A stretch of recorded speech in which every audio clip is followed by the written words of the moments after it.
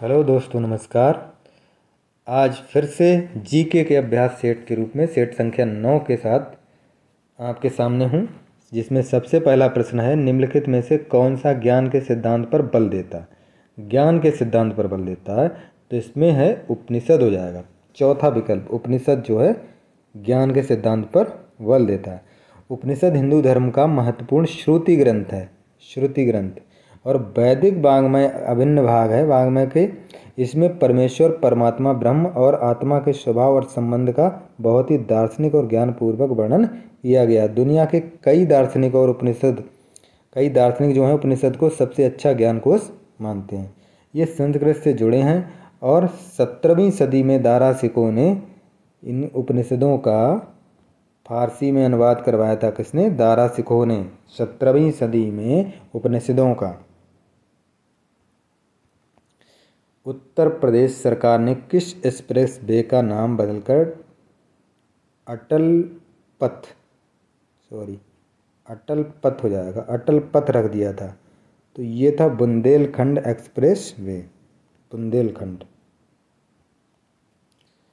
2018 में प्रदेश सरकार द्वारा बुंदेलखंड एक्सप्रेस वे का नाम जो था बदलकर अटल पथ जो था वो रख दिया था, और इस एक्सप्रेस वे की लंबाई 289 किलोमीटर है। भारत का प्रथम चल पुलिस थाना कहाँ पर कार्यरत है?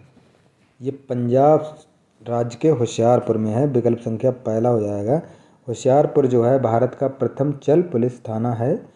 ये थाना वहाँ के नागरिकों को उनके दरवाजे पर सेवा प्रदान करता है। दरवाजे पर कोई भी समस्या हो। 1 मेगाबाइट कितने के बराबर होता है? तो 1 मेगाबाइट या 1 MB जिसे कहते हैं, तो वो किलोबाइट होगा। 1024 किलोबाइट, यानी तीसरा विकल्प सही हो जाएगा। तो इसमें 1 बाइट होता है, इनका सबका देख लेते हैं। 1 बाइट बराबर होता है 8 बिट की बनती है 1 बाइट। फिर 1024 बाइट मिलकर के बनता है 1 किलोबाइट। फिर 1024 किलोबाइट हो जाएंगी तो उसका बन जाएगा 1 मेगाबाइट। और 1024 मेगाबाइट से बनता है 1 गीगाबाइट। और 1024 गीगाबाइट से बनता है 1 टेराबाइट। यानी सबसे छोटी बाइट की अगर बात करें तो बाइट से छोटी बिट सबसे छोटी है, और टेराबाइट में 1024 गीगाबाइट हो जाते हैं। उत्तर प्रदेश सरकार द्वारा स्थापित अनपरा डी तापीय परियोजना की क्षमता कितनी है? तो ये 2 × 500 मेगावाट, यानी 1000। 2 × 500 मेगावाट की ये बिजली उत्पन्न करने की इसकी क्षमता है। निम्नलिखित में से किस मुगल शासक ने अंततोगत्वा मेवाड़ के शासक महाराणा प्रताप सिंह के पुत्र राणा अमर सिंह के साथ समझौता किया था? वो कौन था? वो था जहांगीर। विकल्प संख्या 3। महाराणा अमर सिंह जो था, जिन्होंने 1597-1620 तक था शासन उनका, महाराणा प्रताप के पुत्र थे और जहांगीर द्वारा करवाए गए कई आक्रमण में विफल हुए, हार गए थे महाराणा अमर सिंह। अंत में खुर्रम ने मेवाड़ पर अधिकार कर लिया और अमर सिंह ने हार कर बाद में जहांगीर से अपमानजनक संधि कर ली। ये मेवाड़ के अंतिम शासक थे। उसके बाद मुगलों ने इस पर कब्जा कर लिया। निम्नलिखित में से कौन सा युग्म सुमेलित नहीं है? इसमें नदियों के नाम दे रखे हैं और उसके उत्पत्ति स्थान, यानी कहाँ से निकल रही हैं, उसका उद्गम स्थल क्या है। कावेरी नदी मैसूर पठार, ताप्ती नदी बैतूल पठार, सोन नदी पेंड्रा का पठार, गोदावरी नदी त्रिंबक का पठार। तो ये सही है, ये सही है, ये सही है, पहला नहीं है सही।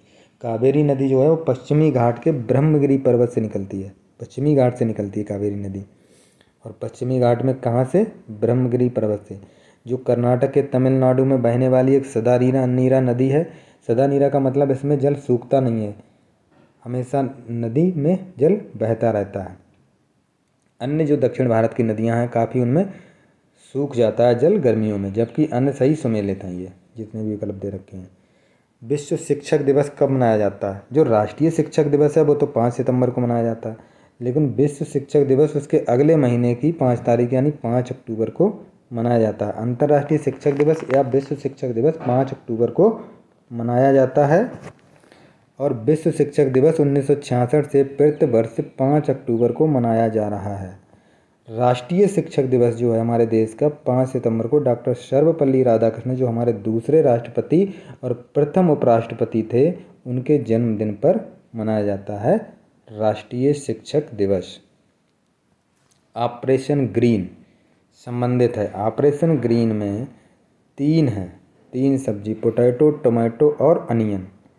पोटैटो, टोमेटो और अनियन, TOP, टोमेटो, अनियन और पोटैटो। टॉप याद रखेंगे, टॉप। टॉप की योजना है ऑपरेशन ग्रीन, तो इसमें टॉप शामिल है। टॉप से, T से टोमेटो, अनियन और पोटैटो। तो इसमें क्या है, किसानों एवं उपभोक्ताओं के हित में आलू, टमाटर, प्याज की कीमतों में तेज उतार चढ़ाव की समस्या से निपटने के लिए ऑपरेशन ग्रीन जो है शुरू किया गया है। इसमें इनके स्टोरेज के कंट्रोल से संबंधित और इनकी कीमतों को निर्धारित कंट्रोल करने से संबंधित इस योजना को लागू किया गया है। गोवर्धन योजना संबंधित है। गोवर्धन योजना जो संबंधित है वो किससे है? पशुपालन में वृद्धि से, देसी गोवंश का संरक्षण से, या दुग्ध उत्पादन में वृद्धि से, या गोबर एवं ठोस अपशिष्ट का प्रबंधन से।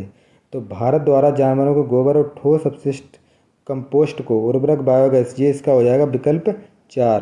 तो इसका है भारत सरकार द्वारा जानवरों के गोबर और ठोस अपशिष्ट और कंपोस्ट उर्वरक बायोगैस बायो CNG में बदलने के लिए तथा खेतों में इसके प्रबंधन और रूपांतरण हेतु गोवर्धन, गोबर जो शब्द है इसका जो